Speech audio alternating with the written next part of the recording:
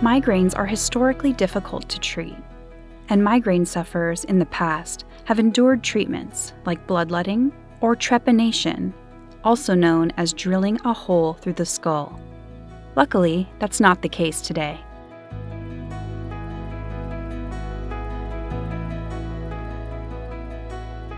For mild migraines without nausea or vomiting, the recommendation is if they respond to simple over-the-counter medications to stick with those. They tend to be cheaper and they have less side effects than the triptans or the ergots or some of the other more migraine-specific medications. So if you don't really see a dramatic improvement in migraine, then it's a good point to really sit back and look at how effective you feel the treatment is. If your headache burden hasn't really decreased significantly, it may be time to either increase the dose or explore other options. Signs that over-the-counter pain relievers aren't working are incomplete resolution of the migraine. And if you're still having a lot of pain at 2 hours, 3 hours out, it's not working for you.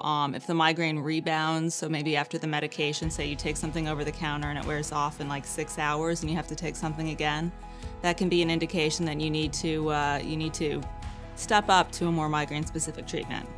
When we decide to revisit a treatment plan, it's usually because something is not working, the preventative you're taking is not decreasing the overall headache burden you're having, or you're just not able to get up to a dose that's effective to actually treat your headaches. At this point, we really step back and we look at why the treatment plan didn't work. Is it because you couldn't tolerate the medication? Is it because the medication itself wasn't effective? Or is it because there's maybe a better option out there for you in terms of how, your lifestyle fit?